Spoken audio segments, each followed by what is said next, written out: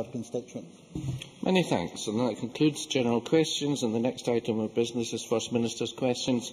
We now move to question 1. Joanne Lamont. Thank you very much, Deputy Presiding Officer. To ask the First Minister what engagements he has planned for the rest of the day. Engagements to take forward the Government's programme for Scotland. Joanne Lamont. Thank you. Does the First Minister think that George Osborne has cut corporation tax enough, or is he urging the Chancellor to go further? First Minister. Well, George Osborne, of course, is following in the footsteps of Gordon Brown, who, as Chancellor, cut corporation tax. But the Scottish Government have modelled the results of a corporation tax rate in Scotland 3% below the prevailing in the UK. The results of that show an additional, over the medium term, 27,000 jobs and an increase in Scottish GDP of over 1%. I think the policy of this Government should be, when we control corporation tax, to set a competitive rate and then collect the corporation tax. The policy of successive UK governments is to set the corporation tax rate and then not collect it, which seems a very strange thing to do. Joanne Lamont. I think that answer sounded like one of Mike Russell's bus trips from Campbellton.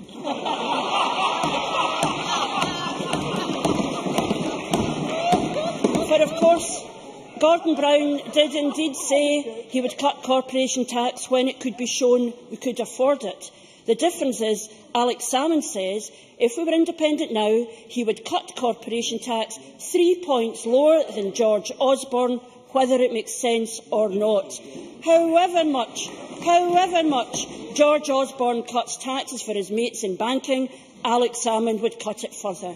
However deep Osborne could be seen in the pockets of corporate greed, Alex Salmond would be that bit deeper.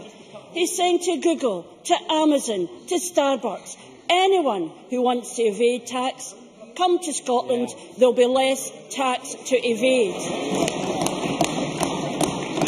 So, if he would cut corporation tax 3 points lower than whatever George Osborne sets, if he could, doesn't it follow he would have to cut schools and hospitals deeper than George Osborne too? First Minister. Well, can I introduce a number of corrections for Joanne Lamont? Gordon Brown didn't say he would cut corporation tax. He did it. And then he boasted about doing it, said it was one of the great achievements of his term as Chancellor of the Exchequer. I merely mention this because it doesn't put Joanne Lamont in a strong position to complain about the policy of cutting corporation tax when Gordon Brown, as Chancellor of the Exchequer, actually did that in office. Secondly, she should have referred to my first answer. I thought an argument whereby you had a 3% differential rate in corporation tax for Scotland and the rest of the UK was a good one for Scotland because we had analysed it and it said it would create 27,000 jobs and an increase in GDP of over 1% over the medium term. I also said that it seemed to me the task was to set a competitive rate of corporation tax and then collect it. Now, I know this is going to come as a surprise to Joanne Lamont, but the non-collection of corporation tax across a range of companies didn't start under George Osborne as Chancellor. It started when the Labour Party were in government. So I think our policy of setting a competitive rate of corporation tax and then collecting it is substantially superior to the Labour-Tory policy of setting a rate of corporation tax and then forgetting to collect it from key companies. Joanne Lamont. I think we've come to a pretty pass when the First Minister imagines that he is in a strong position on this question, given that response to what I asked him. And if we were in a strong position, perhaps we can question who agrees with the First Minister's corporation tax policy. Well, we know he agrees with it, and we assume that by their silence that his backbenchers also agree with him. But the fact, of course, the only place that appears never to be any debate, of course, is on the SNP backbenches. However, we know that not Scottish business and not the unions are in support of him, not the CBI Scotland, not the STUC, not the Nation's Accountants, ICAS, this week not the Scottish Council for Development and Industry, not even the chair of the Yes campaign. But you'll be glad to know he does have one supporter. It's tax exile Jim McCall. So, Can I ask the First Minister, does he agree with his one supporter, Jim McCall, that in independent Scotland, capital gains tax should be abolished? First Minister. Correct Joanne Lamont on the SCDI report. I refer her to page 22, which points out that a low rate of corporation tax could have, quote, a positive effect in attracting further investment to Scotland. Now, if it did have a positive effect in attracting investment for Scotland, if, as the Scottish Government analysed, it would create 27,000 jobs in Scotland, if over the medium term it would increase Scottish GDP, then presumably the Labour Party wouldn't oppose it on that basis. They wouldn't seriously oppose creating 27,000 extra jobs in Scotland. They wouldn't seriously oppose increasing Scottish GDP. Order. If these things are correct and be modelled to be correct, then that is a substantially good policy, especially since the Labour Chancellor implemented a cut in corporation tax in office. And as for the attack on Scotland's leading job creator, Jim McCall, if the Labour Party and the No campaign are reduced to attacking serious figures in Scottish job creation and entrepreneurship, then it shows exactly why 500 businesses have signed up for the Yes Business campaign over the last 2 weeks. Final question, Joanne Lamont. Probably the most important word there was if. And the First Minister calls and defends his own figures that some of us might think don't really apply much to scrutiny. And the fact of the matter is, of course, the SCDI says there is not great desire to participate in a race to the lowest tax environment. Now, we know that the First Minister thinks of himself as a talented economist. Not just that. He likes quoting real economists too. He likes quoting real economists too. How many times has he told this chamber about his own adviser, Joseph Stiglitz, and all those Nobel Prizes he's won? What does Joseph Stiglitz say about this policy? Well, just a month ago, he said, and I quote, "Some of you have been told that lowering tax rates on corporations will lead to more investment.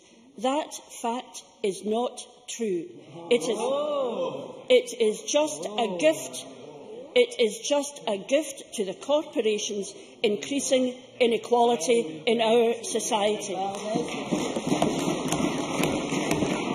So, I agree with the Nobel Prize winning Joseph Stiglitz and the businesses, the unions, the professionals, who all say the First Minister is wrong. So can the First Minister tell us who is right? I can't believe the SNP backbenchers are calling in aid Gordon Brown when I'm telling him that his own economic adviser, A little bit of calm, please. His own economic adviser said it was wrong. So can the First Minister tell us who is right? Is it the First Minister, the ex-RBS economist and renowned adviser, nay, pen friend to Fred Goodwin, or is it his Nobel laureate economic adviser, Professor Joseph Stiglitz, who says he's wrong? First Minister. I would point out that Joanne Lamont can't really divorce herself from Gordon Brown because he is now the leader of the Labour No campaign in Scotland, which is separate, of course, from the Tory Labour No campaign led by Alistair Darling. And I am delighted to know, and Joseph Stiglitz is his name, he is a Nobel laureate, he is in the Council of Economic Advisers. He's pointed out that the vast disparity in income levels in the UK under the Labour Party are not an efficient way to run an economy. He's part of the Fiscal Commission who's recommended the Sterling area post-independence. I am delighted that Joanne Lamont is now going to accept the wisdom of Joseph Stiglitz and the other Nobel laureates on the committee. The importance of the policy on a competitive rate is to set a competitive rate to benefit the Scottish economy and then collect corporation tax. I think that is a substantially better position than the position under the Labour Party and now George Osborne, which our corporation tax is not collected. And I think having a competitive rate that is collected is somewhat better than having a rate which is not collected. So if Gordon Brown implemented this policy, I don't think Joanne Lamont can divorce herself from it. It is good for the Scottish economy. It is going to generate jobs and investment in Scotland, as contained in the SCDI report. And if we base our policies on what's best for jobs, investment, growth and the Scottish people, then that's why this government is in office, and that's why Joanne Lamont's party is sitting over there. Thank you. Question 2, Ruth Davidson. Thank you, Deputy Presiding Officer. To ask the First Minister when he'll next meet the Secretary of State for Scotland. First Minister. No plans near future. Ruth Davidson. Deputy Presiding Officer, last year people were shocked by the Morton Hall baby ashes scandal. We know now that the issues raised in Edinburgh have spread to both Glasgow and to Aberdeen. Calls from the increasing number of affected parents for a public inquiry are growing ever louder. Will the First Minister now order a full public inquiry? First Minister. Well, the position, as Ruth Davidson knows, is that the Edinburgh inquiry is proceeding. There's coordination from across the councils of Scotland to give an explanation. I think that is an effective way to proceed, but the Cabinet Secretary is always prepared to listen to positive suggestions in the matter. But I think the inquiry in Edinburgh is proceeding. I think there's confidence in the way that it's being conducted. Other councils in Scotland have now responded, and I think it's responded sympathetically and now with understanding to the concerns of parents across Scotland. And therefore, I think the issue is being handled in a sensitive manner. But if Ruth Davidson wants to bring forward proposals as to why a national public inquiry would actually benefit the parents, the bereaved parents, then of course we'll look at that. But I think there is a big argument for effectively proceeding in the way that's now being done, both in terms of speed, in terms of giving people the answers they want, and in terms of having the corrective policies which have now been released in guidelines across the country. Thank you. Ruth Davidson. Well, I do appreciate the steps that have been made on this issue, but those steps are being increasingly overtaken by events. Yes, the Edinburgh inquiry is proceeding, and in particular, there's also Lord Bonamy's commission, which has no direct representation from the parents themselves, despite them being promised as much. On Friday, Lord Bonamy said that parents would be able to make a written submission until the 19th of July. However, this week it has emerged that the independent audit of what went on in Aberdeen won't now be presented until the 24th of September. So that means that affected parents in a whole area of the country will have no voice in this process. And I agree with the First Minister that new protections have to be put in place, but parents are asking for answers on what happened to their child, and this Commission is not designed to do that. So in light of this new information, the only way to get what everybody in this chamber wants, which is justice for the affected families right across Scotland, is a full public inquiry. Will the First Minister please reconsider? First Minister. Can I just correct a couple of things, Ruth Davis? I mean, the purpose of the Bonamy review is to get into place proper procedures, which we think is the overwhelming priority, that to get in place now procedures which should have been in place in some local authorities in the past and haven't been, to correct the position and not to delay to correct that position.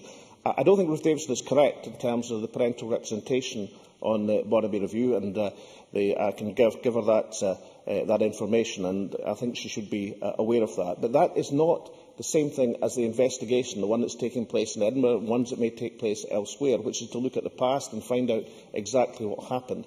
And I think there is a role for what Lord Bonamy is doing, and that's to correct the position right now, to make sure that in the future procedures are correctly applied, not to wait for the inquiry to recommend that, because it's pretty clear and seems to be substantially based on the evidence that's there as to what the correct procedures should be. So get that done. By all means, we'll look at the arguments in terms of nature of inquiry, but there is a substantial advantage in proceeding as quickly as we're doing at the present moment and meeting, I think, the concerns of parents and indeed the wider community. Thank you very much. Now a constituency supplementary from Jenny Mara. The First Minister will be aware of reports that police staff without the appropriate qualifications have been taking fingerprints in Dundee and in Arbroath. Has the First Minister had reports of this happening anywhere else across Scotland? And can the First Minister reassure people in my region that the review will be conducted as swiftly and as thoroughly as possible, as there is grave danger that evidence could be dismissed in serious cases because of this breach of protocol? First Minister. Well, yes, I can provide that reassurance. The review will be conducted as swiftly as possible, and any lessons learned from the review will be applied across the country. So I hope that Jenny Mara will accept that reassurance. Thank you. Neil Finlay, supplementary, please. BAM and Balfour Beatty are contractors bidding to build the new Edinburgh Sick Kids Hospital. These two companies have been up to their necks in the blacklisting of over 3,000 UK and 500 Scottish construction workers. Will the First Minister use his influence with these companies to get them to own up to what they've done, apologise to those involved and agree to pay compensation for ruined lives and careers? And does he agree that if they don't, then they should not be awarded any contracts from the public sector? First Minister.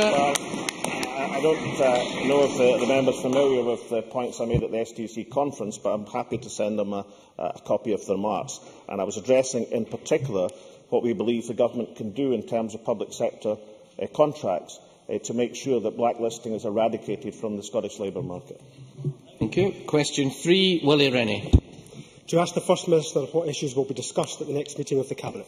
First Minister. Issues of importance to the people of Scotland. Willie Rennie. SNP MSPs say they are prepared to back the closure of the local court in return for a new justice centre for their area. Courts at Cooper, Peebles, Dingwall, Arbroath, Stonehaven and Rothesay have a history stretching back 500 years. With only 12 days before this Parliament decides their future, can the First Minister tell these backbenchers today when and where these new justice centres will be built?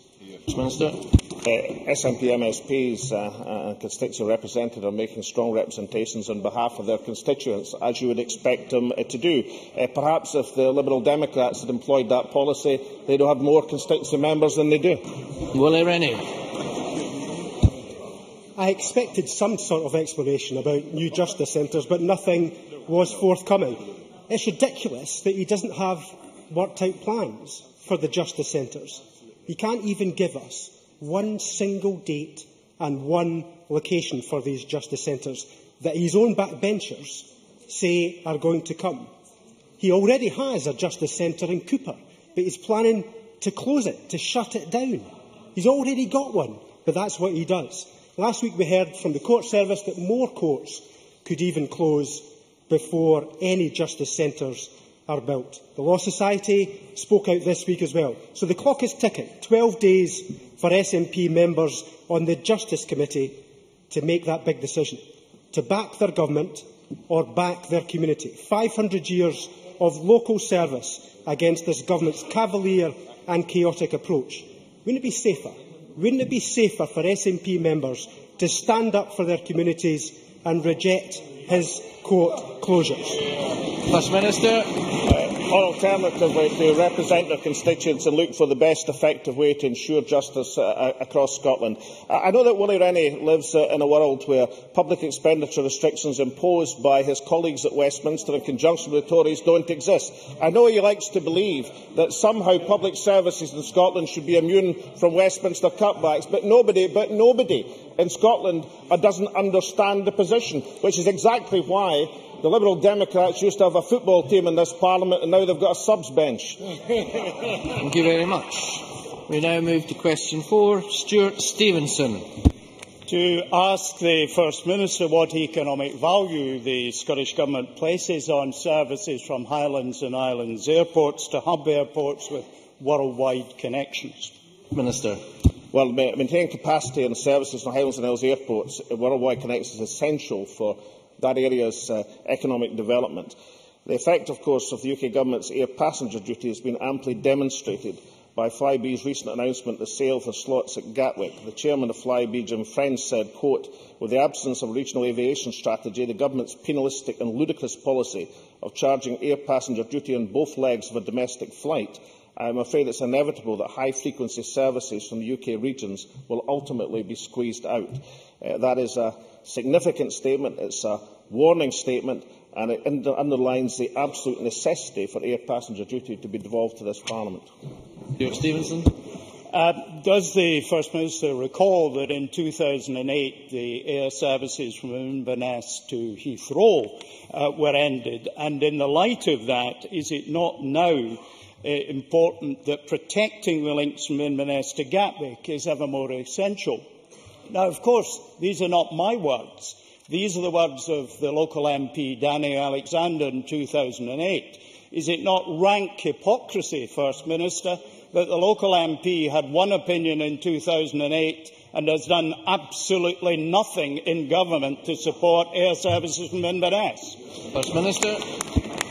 Well, we should remember in context that Danny Alexander is a Liberal Democrat, so adopting two positions at the same time may in itself be a part of a party policy. But I think it is for the Chief Secretary of the Treasury and the local member for Inverness a rather invidious position to be responsible for the very air passenger duty and taxation which is driving and threatening services in Inverness, and then complaining about it and posing as a defender. So perhaps if we agree on the position of devolving air passenger duty to this Parliament, to have a policy that benefits the Scottish economy, then Danny Alexander would be relieved of his difficulty of having simultaneously to be the Treasury's man in Inverness while pretending to be Inverness man in the Treasury.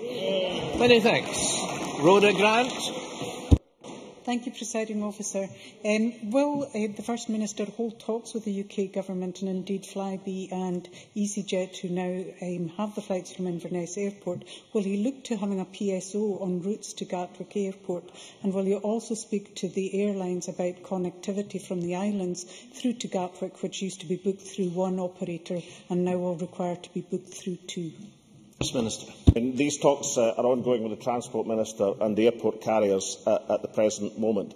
But the member should direct herself not just to what Flybe have said, but the extent of the studies across the Scottish airports and the Scottish carriers who are looking exactly at the differential impact the air passenger duty is having on Scottish flights. This is the key and source of the difficulty, and therefore I hope that the member will join with the government in calling for APD to be devolved to this Parliament so that we can produce an airport and passenger policy which actually benefits the Scottish economy as opposed to threatening vital services.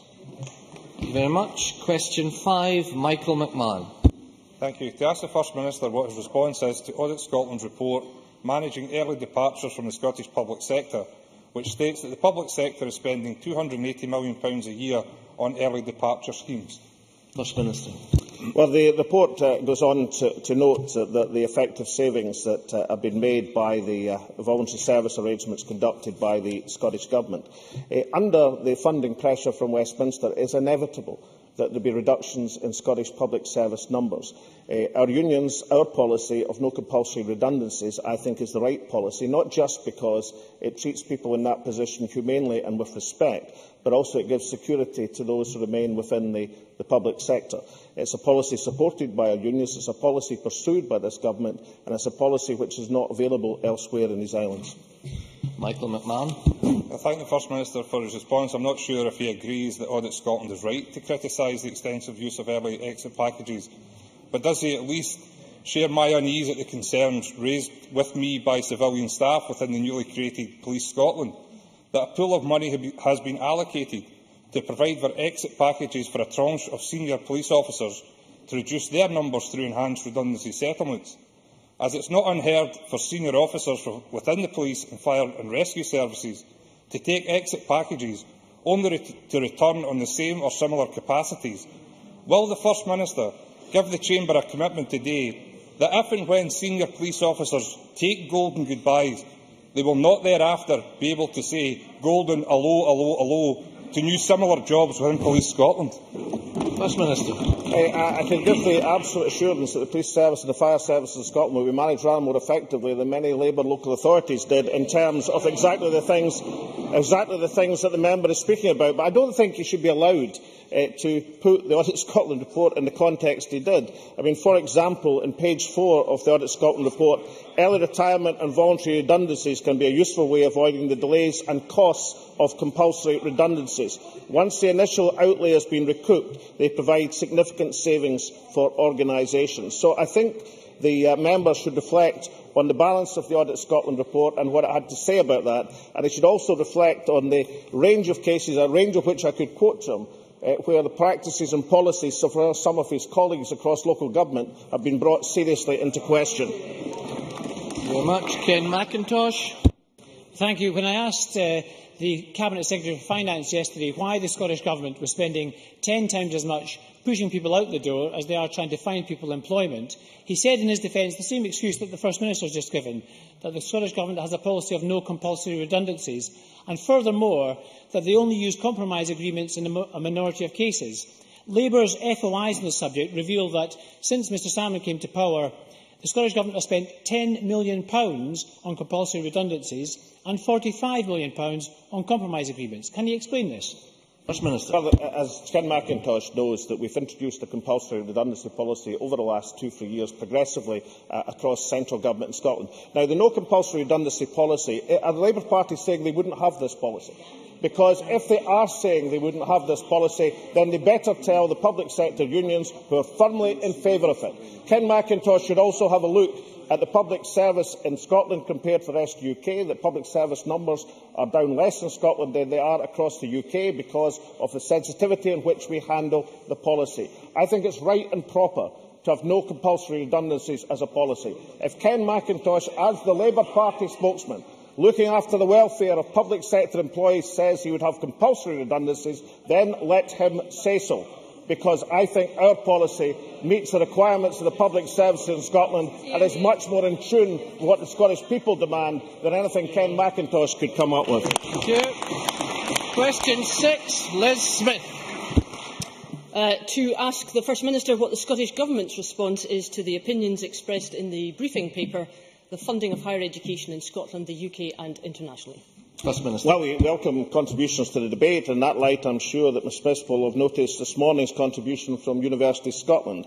They have published legal advice from solicitors Anderson Strathern on university fees post-independence. They explain why, under EU law, it could be permissible to continue to charge students from the rest of the UK tuition fees.